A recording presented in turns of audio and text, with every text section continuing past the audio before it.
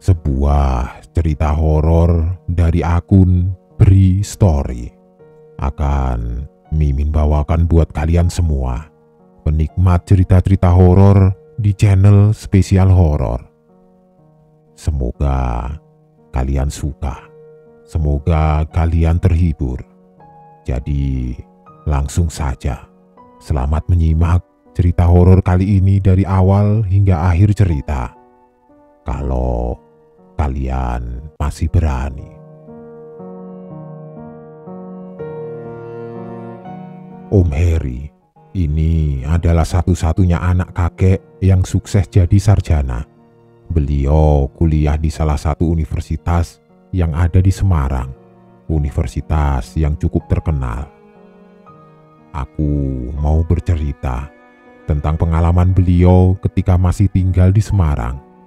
Jadi beliau ini ketika lulus kuliah tidak langsung mudik ke kampung halaman, tapi mencoba untuk mencari pekerjaan di Semarang. Om Heri bilang, waktu itu sekitar akhir tahun 80-an, sarjana pun sudah susah cari pekerjaan. Sehingga pekerjaan apapun akan Om Heri ambil asalkan dibayar, sambil menunggu dapat pekerjaan yang sreg di hati. Akhirnya beliau memberanikan diri untuk menerima satu tawaran pekerjaan yang agak unik. Pekerjaannya adalah pengemudi mobil pengantar jenazah. Aku akan bercerita pengalaman Om Heri ketika menjalani pekerjaan yang cukup unik ini. Yang penakut tidak usah meneruskan mendengarkan. Sebenarnya waktu itu Om Heri sempat ragu untuk memenuhi panggilan wawancara kerja itu. Surat panggilan berasal dari yayasan yang menaungi salah satu rumah sakit swasta yang cukup besar di kota Semarang. Karena tidak ingin lama-lama menganggur, akhirnya Om Heri membulatkan tekad untuk memenuhi undangan wawancara. Pada surat undangan tertera kalau Om Heri ditawarkan untuk posisi sopir, belum ada penjelasan sopir apa. Gedung rumah sakitnya cukup besar. Yang Om Heri tahu, rumah sakit itu sudah berdiri puluhan tahun. Dengan arsitektur bangunan lama, gedung ini terlihat sedikit menyeramkan. Ditemani seorang teman yang bernama Fuad, Om Heri berjalan memasukinya. Karena ini wawancara kerja pertama setelah baru 1 bulan lulus kuliah, Om Heri cukup tegang dan gugup waktu itu. Tapi alhamdulillah, singkatnya wawancara berjalan lancar. Om Heri diberi kesempatan beberapa hari untuk berpikir apakah menerima pekerjaan itu atau tidak. Sebenarnya Om Heri yang meminta waktu, karena Om Heri cukup kaget ketika mendengar detail pekerjaannya. Apa yang bikin kaget Om Heri? Karena ini bukan pekerjaan sebagai sopir biasa, melainkan sebagai sopir mobil pengantar jenazah. Selang beberapa hari dan dengan pertimbangan matang, akhirnya Om Heri memutuskan untuk menerima pekerjaan itu. Hitung-hitung sambil menunggu mendapatkan pekerjaan yang sreg di hati. Hari pertama bekerja, Om Heri langsung diperkenalkan dengan kendaraan yang akan Om Heri gunakan sebagai pengantar jenazah. Mobil van berwarna putih, produksi Amerika buatan tahun 70-an. Pada waktu itu pun, mobil sudah cukup tua, hampir 20 tahun umurnya, tanpa lampu sirine di atasnya. Om Heri juga ditugaskan untuk merawat mobil dikala sedang tidak menjalankan tugas, karena tidak setiap hari juga ada orang yang meninggal di rumah sakit itu atau di tempat lain. Om Heri harus memastikan mobil dalam keadaan siap pakai pada saat dibutuhkan. Ada peristiwa aneh di mobil ini ketika awal bekerja. Pada suatu siang, Om Heri ngantuk berat. Mungkin sebelumnya terbiasa tidur siang karena pengangguran. Om Heri pun mencoba tidur di bagian belakang mobil. Oh iya, mobil van ini pada bagian belakangnya ada tempat duduk memanjang dari depan ke belakang pada sisi kanan kirinya. Di tengah-tengah ada ruang yang disiapkan untuk keranda jenazah. Nah, di kursi panjang di belakang itulah Om Heri terlelap. Di dalam tidur, Om Heri bermimpi aneh. Di dalam mimpi, Om Heri seperti tersadar dan ternyata Om Heri tertidur di atas keranda jenazah. Di kanan kiri duduk orang-orang yang tidak Om kenal. Mereka berwajah asing dengan raut muka yang sedih dan ada yang menangis juga. Dalam kebingungan, Om Heri coba menggerakkan badan untuk berdiri. Ternyata badan tidak bisa digerakkan sama sekali, tidak bisa digerakkan. Kenapa begitu? Karena ternyata tubuh Om Heri terbungkus kain kafan dengan ikatan persis seperti pocong. Om Heri panik. Om Heri ketakutan. "Mas Heri, bangun Mas." Tiba-tiba Om Heri terbangun oleh suara Pak Slamet. Pak Slamet adalah karyawan rumah sakit itu juga. Kebetulan beliau melihat Om Heri tidur sambil mengigau di dalam mobil jenazah. Setelah kejadian itu, Om Heri tidak pernah lagi tidur di dalam mobil itu karena tidak berani. Setelahnya, rata-rata sekitar 1 minggu sekali, Om Heri mengantarkan jenazah. Kadang ada yang diantar ke rumah duka, ada pula yang diantar langsung ke peristirahatan terakhir, yaitu pemakaman. Pada awalnya agak aneh dalam menjalani pekerjaan ini, tapi lama-kelamaan Om Heri jadi terbiasa dengan suasananya. Walaupun banyak kejadian seram yang Om Heri alami selama hampir 1 tahun menggeluti pekerjaan ini. Dan kali ini, Om Heri akan bercerita salah satu kejadian seram yang terjadi pada sekitar 6 bulan setelah mulai bekerja. Om Heri masih ingat, malam itu diharuskan menjemput jenazah di rumah duka yang letaknya di daerah Barusari, bagian selatan kota Semarang. Rencananya, jenazah akan dimakamkan malam itu juga di kota Solo, cukup jauh memang. Perjalanan ke Solo waktu itu memakan waktu sekitar 3 jam. Sekitar jam 8 malam, Om Heri tiba di rumah duka. Om memarkir mobil jenazah di depan rumah, hanya terlihat beberapa orang berdiri menyambut.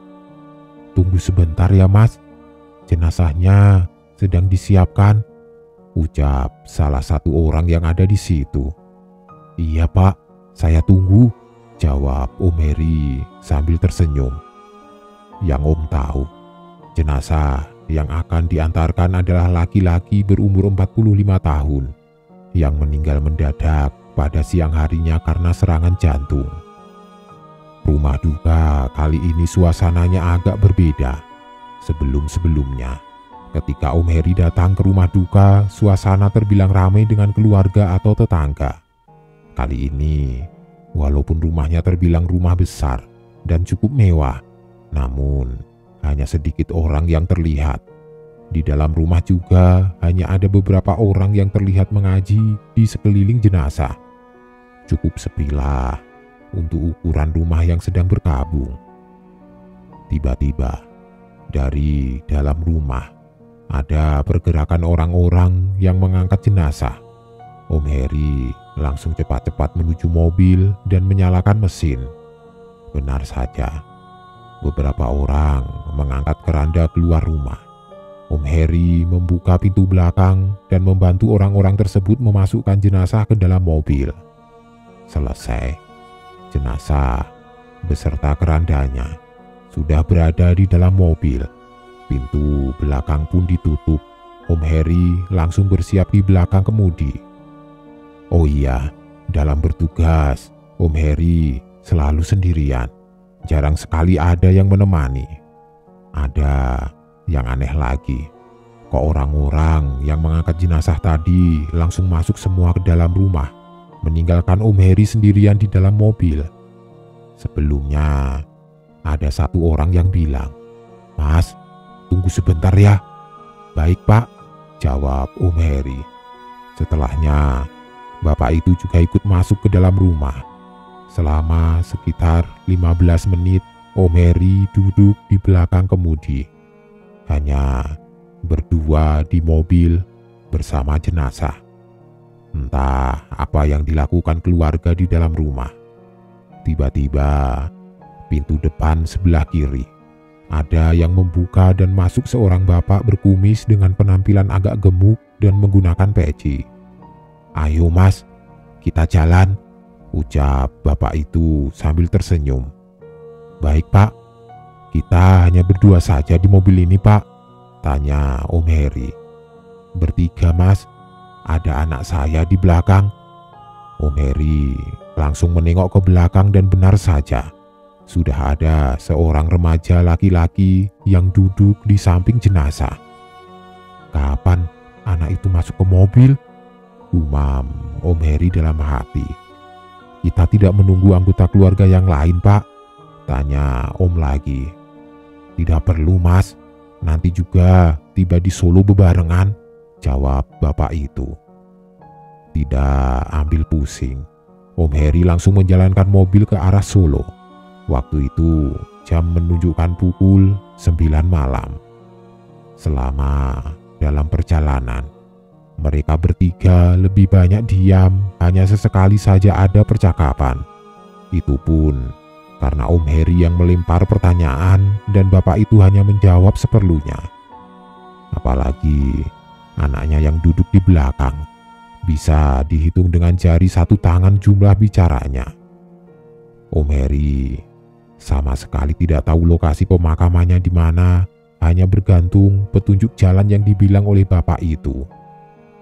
Percakapan yang Om Heri ingat sampai sekarang adalah, "Kok tadi di rumah sepi ya Pak? Apa keluarga lain masih dalam perjalanan?" tanya Om Heri penasaran. "Memang hanya segitu adanya Mas. Keluarga kami memang seperti itu. Jarang ada yang peduli dengan anggota keluarga besar lainnya," jawab sang bapak dengan nada datar. Setelah itu, Om Heri mendengar remaja yang duduk di belakang menangis terseduh-seduh. Cukup mengiris hati suara tangisannya. Melalui kaca spion, Om Heri dapat melihat kalau remaja itu hanya duduk dengan menundukkan kepala dan memang terlihat sambil menangis. Pada tahun 80-an akhir, jalur Semarang Solo masih sangat sepi pada malam hari. Hanya sesekali mobil yang ditumpangi berpapasan dengan mobil lainnya. Sepanjang jalan pun masih melalui beberapa hutan di kanan kiri jalan. Entah kenapa, malam itu memang suasananya terasa beda. Padahal itu bukan pertama kalinya Om Heri melaksanakan tugas, tapi memang terasa beda saja. Singkat cerita, sekitar jam 12 malam, akhirnya mereka memasuki kota Solo. Dan tidak lama kemudian, mobil sudah tiba di kawasan pemakaman. Om Heri langsung parkir mobil di dalam halamannya. "Mas, tunggu sebentar ya, saya laporan dulu ke petugasnya," ucap bapak itu seraya turun dari mobil. "Iya Pak, saya tunggu di sini ya Pak," jawab Om Heri singkat. Setelah itu, cukup lama bapak itu pergi, kira-kira lebih dari 30 menit. Tiba-tiba Om Heri teringat kalau ada remaja yang duduk di belakang bersama jenazah. Sontak Om Heri langsung menengok ke belakang. Ternyata remaja itu sudah tidak ada.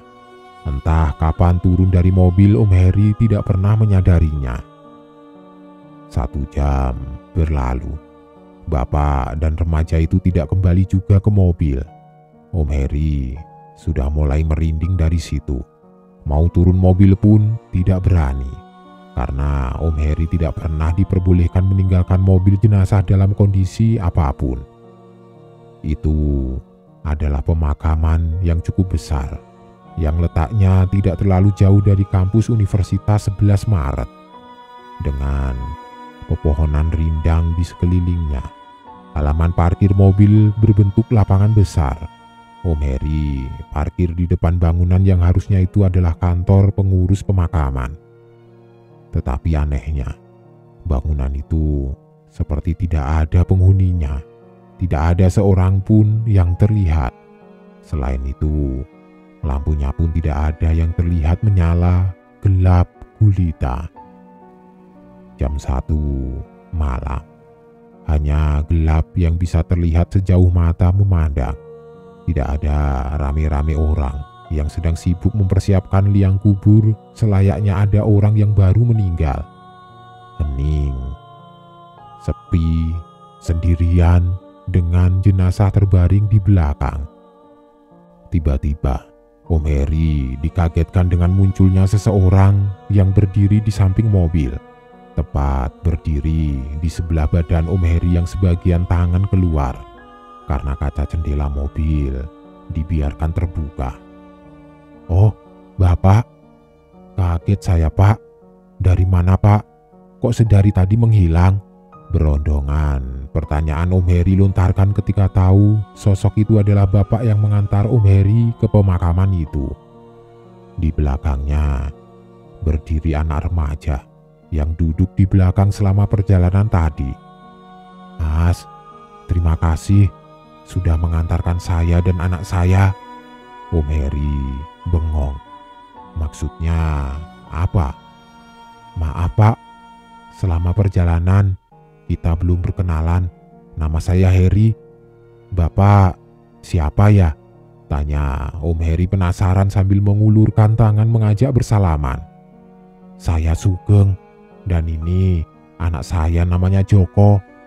Hanya itu yang beliau katakan, dan kemudian pergi begitu saja tanpa menyambut uluran tangan Om Heri. Di dalam gelap, mereka berjalan pelan menuju dan masuk areal pemakaman. Pada detik itu, Om Heri sangat yakin kalau ada yang tidak beres dengan Pak Sugeng dan anaknya. Tiba-tiba badan Om Heri merinding. Setelahnya, mereka menghilang dalam gelapnya areal pemakaman itu. Kembali, Om Heri ditinggal sendirian. Satu mobil dengan jenazah baru meninggal terbaring di belakang. Tiba-tiba, bangunan yang berada di depan mobil parkir lampunya menyala. Suasana jadi sedikit ada cahaya. Dan tiba-tiba juga, sekelebat lampu mobil terlihat masuk ke areal parkir pemakaman sekitar 3 mobil. Om Heri jadi sedikit lega karena Om menjadi tidak sendirian lagi. Ketiga mobil parkir sejajar mengapit mobil Om Heri. Kemudian penumpangnya turun dan langsung menghampiri dengan wajah kebingungan. "Mas, kok tadi berangkat duluan? Kok tahu kalau almarhum akan dimakamkan di sini?" Begitulah banyak pertanyaan yang ditujukan kepada Om Heri dari orang-orang itu. Om Heri bingung dan menjawab seada-adanya saja. "Maaf, Pak, tadi saya di mobil ditemani Pak Sugeng dan anaknya Joko. Beliau yang memberitahu kalau pemakamannya di sini. Beliau juga yang menunjukkan jalan sampai ke sini." Suasana tiba-tiba hening, dan tanpa memberi penjelasan apapun, mereka langsung melakukan prosesi pemakaman, membiarkan Om Heri yang mungkin oleh mereka masih terlihat kebingungan. Ada yang aneh lagi. Ternyata di tempat itu, sudah ada beberapa petugas pemakaman yang menunggu keluarga dari jam 9 malam. Mereka mempersiapkan liang kubur yang akan digunakan. Padahal selama parkir di situ, Om Heri tidak melihat seorang pun berada di tempat itu. Biasanya setelah jenazah turun dari mobil dan dimulai prosesi pemakaman, Om Heri langsung pergi dan pulang. Tapi kali itu Om Heri penasaran dan mengikuti proses pemakaman. Betapa kagetnya ketika ada salah satu anggota keluarga yang membawa bingkai besar foto almarhum. Ternyata foto itu adalah foto Pak Sugeng. Iya, ternyata yang meninggal adalah Pak Sugeng. Jenazah yang Om Heri antar dari Semarang ke Solo adalah Pak Sugeng. Dan yang menemani Om Heri selama perjalanan adalah Pak Sugeng juga. Terus, remaja yang ikut Pak Sugeng siapa? Setelah Om Heri berbincang dengan salah satu keluarga, remaja yang bernama Joko adalah anaknya almarhum Pak Sugeng yang sudah meninggal sebelumnya karena kecelakaan motor. Joko dikuburkan persis di sebelah makam ayahnya. Mereka dimakamkan berdampingan. Pekerjaan Om Heri sebagai sopir mobil pengantar jenazah ini tidak terikat jam kerja. Ketika ada tugas mengantarkan jenazah kapanpun waktunya, Om Heri harus siap. Om Heri jalankan dengan ikhlas. Seperti ketika kejadian yang Om Heri alami berikut ini. Pada suatu malam, ketika baru saja sampai di tempat kos, tiba-tiba ibu kos bilang ada telepon dari rumah sakit. Waktu itu jam 10 malam. Rumah sakit mengabarkan bahwa ada kecelakaan bis yang terjadi di daerah Bergas. Bergas ini sekitar 1 jam perjalanan dari Semarang. Ketika ada kecelakaan yang memerlukan bantuan mobil jenazah, dapat dipastikan ada beberapa korban yang meninggal. Om Heri langsung bersiap-siap lagi dan bergegas menuju rumah sakit yang jaraknya tidak terlalu jauh dari tempat kos di mana Om Heri tinggal. Sesampainya di rumah sakit, Om Heri langsung berangkat ke tempat kejadian kecelakaan. Pihak rumah sakit bilang sudah ada dokter dan perawat yang berangkat terlebih dahulu. Seperti biasa, Om Heri jalan sendiri. Singkat cerita, sekitar 1 jam perjalanan sampailah Om Heri di lokasi kecelakaan. Waktu itu sudah menunjukkan hampir jam 12.30 malam. Menurut informasi dari petugas yang ada, kecelakaan terjadi karena ada 2 bis besar yang bertabrakan. Belasan penumpang meninggal dunia. Sebagian korban sudah dibawa ke rumah sakit terdekat, dan Om Heri ditugaskan membawa jenazah yang tersisa di lokasi. Karena sebagian sudah dibawa oleh ambulan dan mobil jenazah yang datang di awal. Om Heri perhatikan, masih ada beberapa jenazah di pinggir jalan yang masih tergeletak tertutup kain. Beberapa polisi dan orang yang ada di situ langsung mengangkat 3 jenazah dan membawanya masuk ke dalam mobil. Ternyata setelah 3 jenazah itu sudah ada di dalam mobil, ada 1 jenazah lagi yang tertinggal. Ruang di mobil jenazah hanya muat 3 orang. Ada seorang bapak di situ yang bilang untuk jangan menumpuk jenazah, kasihan katanya. Om Heri dan orang-orang lainnya menurut. Solusinya adalah 1 jenazah terakhir diletakkan di kursi depan sebelah kursi sopir dengan posisi duduk, tapi wajahnya ditutup kain putih. Om Heri pun menurut. Pikir Om Heri waktu itu daripada bolak-balik, lebih baik sekali jalan dan pekerjaan selesai. Setelah selesai semuanya, Om Heri pun jalan ke rumah sakit, ditemani 4 jenazah dalam 1 mobil dan tanpa pengawalan. Tahun 80-an itu, jalur Bergas Semarang masih sangat sepi. Kanan kiri masih banyak ditemui pohon-pohon besar pada kanan kiri jalan. Sepanjang jalan hanya terdengar suara mesin mobil. Jujur, pada saat itu Om Heri agak ketakutan. Ditambah bau anyir darah yang mungkin masih mengalir dari korban kecelakaan yang Om Heri bawa. Ketika sudah sampai di tengah-tengah perjalanan, ada sesuatu yang mulai terjadi. Om Heri mendengar Ada suara tangisan perempuan di bagian belakang mobil, tempat di mana 3 jenazah terbaring.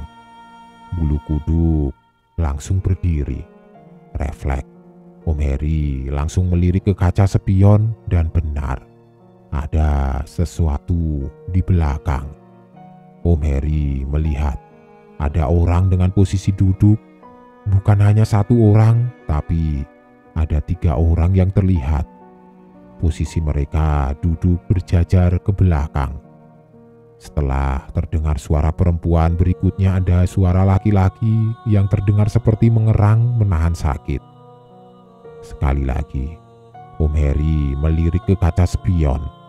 Ternyata yang duduk di belakang adalah 1 laki-laki dan 2 perempuan. Om Heri membaca doa sebisanya. Ketakutan, mau berhenti pun tidak berani. Karena kanan kiri jalan tidak terlihat ada rumah penduduk. Yang ada, Om Heri pun langsung mempercepat laju kendaraan agar cepat sampai tujuan. Ketika Om Heri sedang konsentrasi melihat ke arah jalan dengan mobil yang berkecepatan cukup tinggi, tiba-tiba kain penutup jenazah yang duduk di sebelah terbuka sendirinya. Terlihatlah wajah jenazah itu, wajah laki-laki yang berlumur darah. Sampai detik itu pun, Om Heri sudah amat sangat ketakutan. Ditambah dengan suara perempuan menangis dan erangan laki-laki yang menahan sakit di bagian belakang mobil. Itu belum selesai. Ketika tidak sengaja melirik ke arah jenazah yang duduk di sebelah, Om Heri melihat kedua matanya terbuka menatap ke arah Om dan bibirnya mulai tersenyum kecil. Entah itu hanya perasaan Om Heri saja atau bagaimana. Yang pasti Om Heri tidak tahan lagi, amat sangat ketakutan. Ketika melihat ada 1 rumah penduduk, Om Heri langsung mengarahkan mobil ke tepi jalan. Setelah mobil berhenti, Om Heri langsung lari ke rumah itu dan mengetuk pintunya. Alhamdulillah, penghuni rumah muncul. Om Heri langsung menceritakan semua ke bapak pemilik rumah dan dia menawarkan diri untuk menemani di sisa perjalanan. Om Heri setuju. Sekitar setengah jam kemudian, sampailah mereka di rumah sakit. Selesailah tugas Om Heri malam itu. Itulah kira-kira 2 pengalaman horor Om Heri ketika selama hampir setahun jadi sopir mobil jenazah. Setelahnya, beliau bekerja di kebun karet di pedalaman Sumatera. Masih ada beberapa cerita seram yang Om Heri alami. Nanti akan Mimin bacakan buat kalian. Cukup sekian cerita yang Mimin bawakan kali ini dan salam horor.